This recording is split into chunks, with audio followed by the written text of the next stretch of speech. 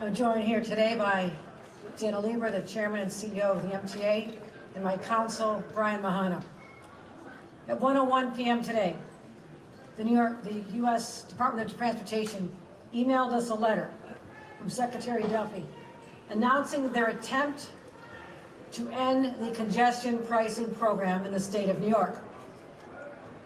At 1:58 p.m., President Donald Trump tweeted, "Long live the king." I'm here to say New York hasn't labored under a king in over 250 years. And we are not. We sure as hell are not going to start now. The streets of the city where battles were fought, we stood up to a king, and we won then. And in case you don't know, New Yorkers, we're in a fight. We do not back down, not now, not ever. Because what are we fighting for here? We're fighting for our residents, our commuters, our riders, our drivers, our emergency personnel. Life has gotten better, even for those who have asthma, people with illness. That's who we're fighting for. And the 6 million people who use the MTA to get to their jobs and their lives and their doctorate, nurses, doctors, EMTs, all that we need to get to their jobs in a reliable way, they're now going to be affected. So I also have to raise a question. As I look at the pretense for this rejection, and we have a lot of legal reasons why we know we're going to be victorious, but they actually cited the will of New Jersey. New Jersey didn't want this. Ignoring the will, the people live here, they're elected leaders in Albany, and all of a sudden, the Trump administration is citing, well, New Jersey wasn't happy, okay? I'll talk about that later. But here's what I want to also say. I don't care if you love congestion pricing or hate it. This is an attack on our sovereign identity, our independence from Washington. And this is, we are a nation of states. This is what we fought for. This is what people like Alexander Hamilton and others fought for, to set up a system where we are not subservient to a king or anyone else out of Washington. So this is the fight we're in. It's all about our sovereignty. And I spoke to the president many times in a reasonable way, calm way. You're a New Yorker. You know how essential it is to have safe, reliable public transit, or else this system shuts down. Our economy shuts down. The nation's economy could shut down. That's how essential we are. And one would think he would know that. And then you have others involved. I mean, it feels like the commuters of our city and our region are now the roadkill on Donald Trump's revenge tour against New York.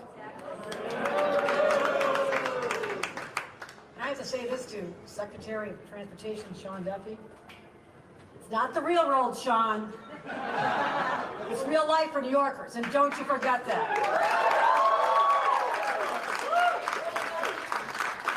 We're in fight mode. Within seconds of us getting this notification, our MTA was prepared. We knew this could come. Filed a lawsuit within minutes. I'm very confident we'll be successful. And I also want to say, the cameras are staying on. We are keeping the cameras on.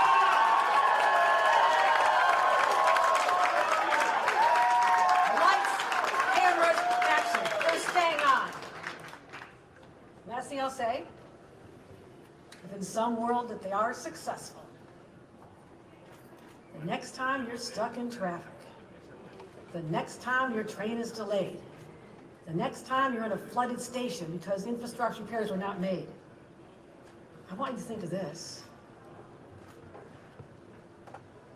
Think about this. Next time you're stuck in traffic.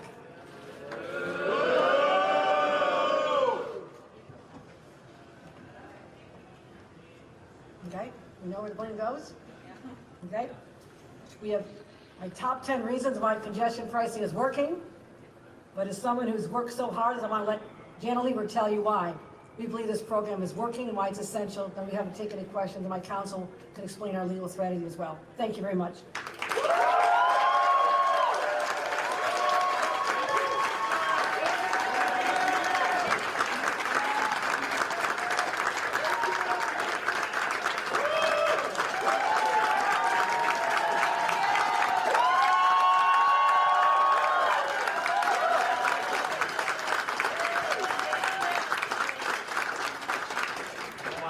Thank you, Governor Hochul. Thank you for your leadership on this issue. Simple situation. New York ain't going back. We tried gridlock for 60 years. It didn't work. It cost our economy billions. But you know what's helping our economy? What's making New York a better place? Congestion pricing. So as the governor said, let me just take you through what's happened in the month and a half since tolling began. Traffic was down 9% in January. 1.2 million fewer vehicles entered the central business district, and that meant bus speeds and all speeds went way up, particularly express buses, people coming from areas where a lot of people drive. The cross streets, which are the death zone for drivers in Manhattan, anybody knows that. Canal Street, 34th Street, 57th Street, speeds are up, up, up. The streets are safer, half as many crashes, and that means pedestrians are not getting injured and killed. But this is a governor who talks to me about the economy. There are fewer cars, but there are more people coming to the central business center. That's what you want. That's what you want.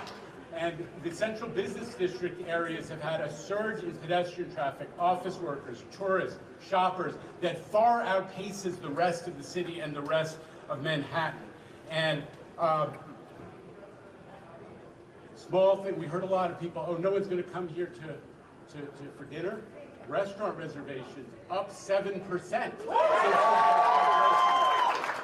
Far outpacing the other cities on the East Coast. Broadway is humming. Gross is up 25%.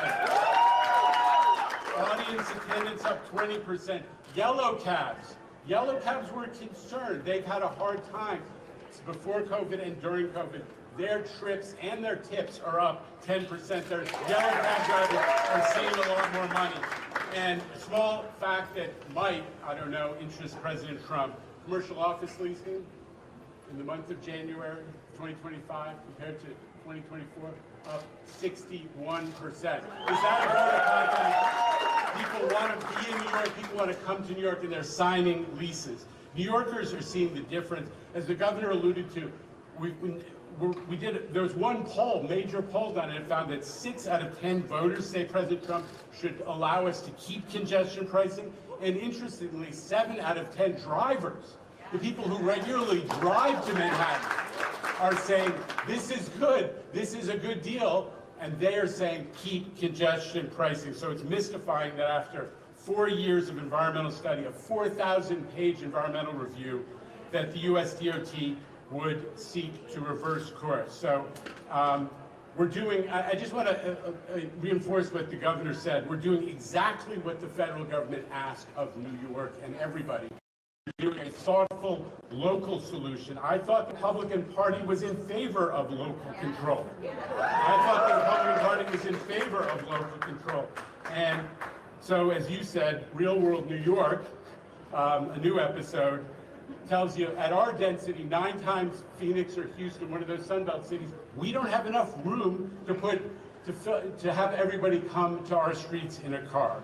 We just don't have enough room. So, as the governor said, within moments of receiving that letter, we responded with a lawsuit which says, number one, we're seeking a declaratory judgment that this is not proper, and number two, we're not turning off the tolls until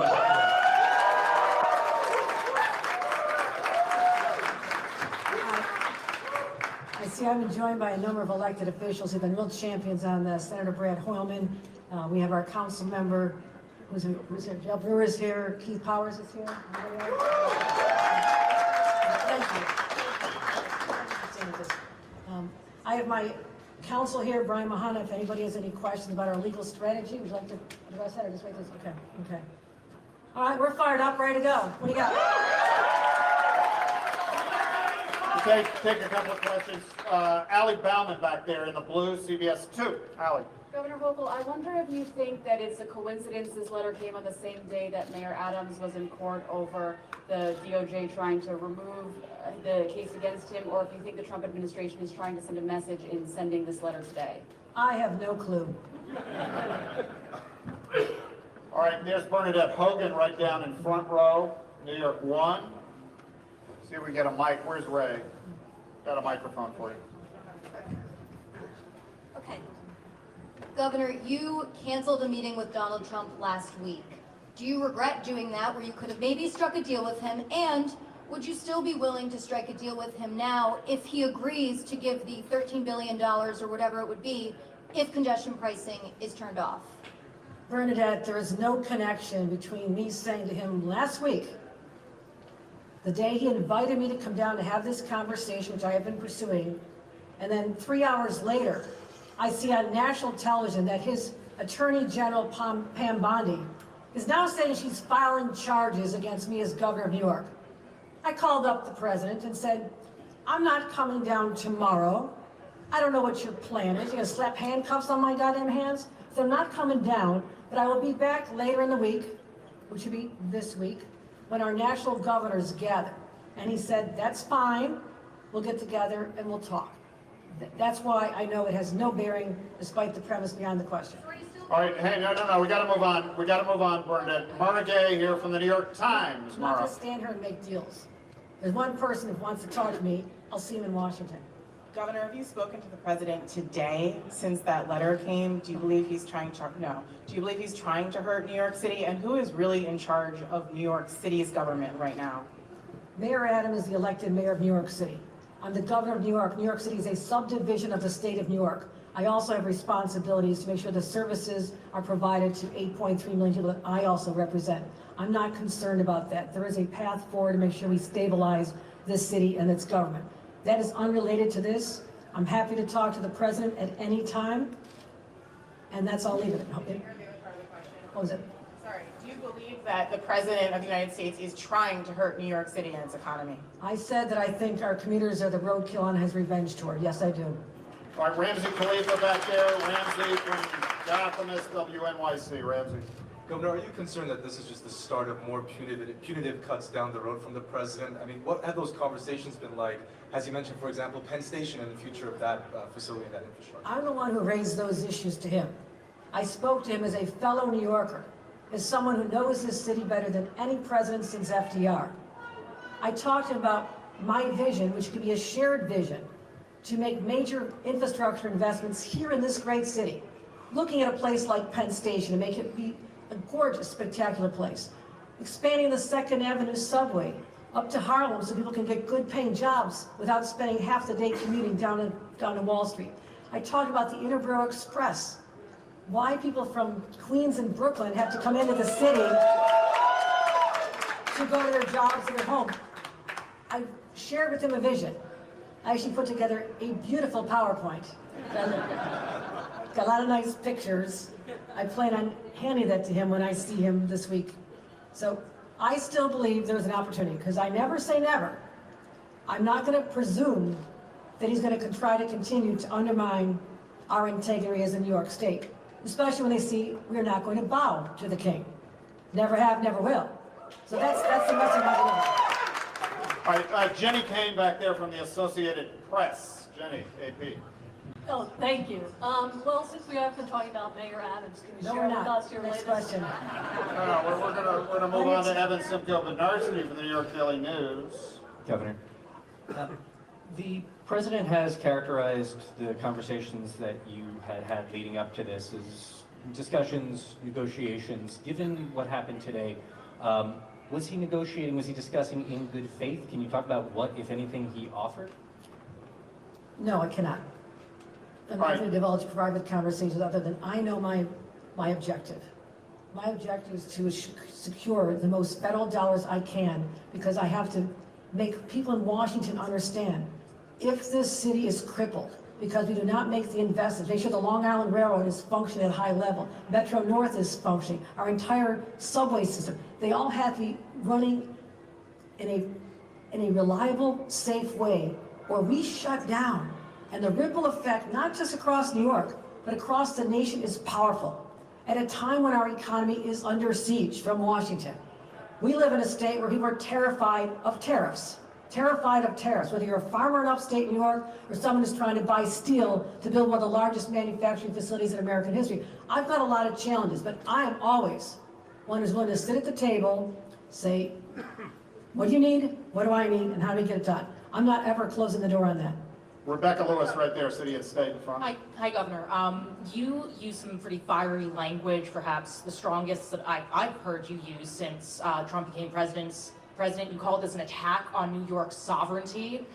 Is this marking a new era of your approach to the Trump administration? Or should we expect to see more resistance from you to things that he's doing? Or are you still going to continue your strategy of trying to find middle ground and, you know, maybe not poking the bear?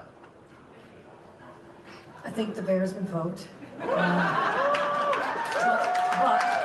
I'm saying this. I want you to know this. I have said on national shows, I've been asked countless, are you leading the resistance? No, I'm governing the great state of New York. I will continue taking on the issues when they have an effect on New Yorkers. I don't need to be playing whack-a-mole every time something crazy comes out of Washington. You need to see me doing a press conference or tweeting about it. That's not how I have effective leadership. I need to pick my fights. And as someone who's watched, well, I watched a lot of First Blood, okay? You probably don't know what it is. Everybody watch First Blood? Someone draws First Blood, you respond. I didn't First Blood, okay? There's a response that's required when someone's after you. Someone just came after my state, and now I have to step up on this issue. If there's another area we can have collaboration, cooperation, serve our mutual constituents because he does represent New York at the federal level, I'm up for that. I'm willing to sit down and work hard to do that. So I'm not trying to put myself in cast a different lens about me. I'm just saying, you went too far because you came after New Yorkers. You came after New Yorkers. All right, time for a couple more. Back in the mezzanine, Ida Siegel from NBC4. Hi, Governor. You said that the cameras are staying on. Does that mean until a federal judge tells you to turn them off? And what happens in court? How long are we going to have this battle in court? Do you predict, you know, realistically, what are the next steps for New Yorkers who drive in, who take the subway, all of those things? I'm gonna let my counsel give you some insight into the legal process. Brian Mahana. So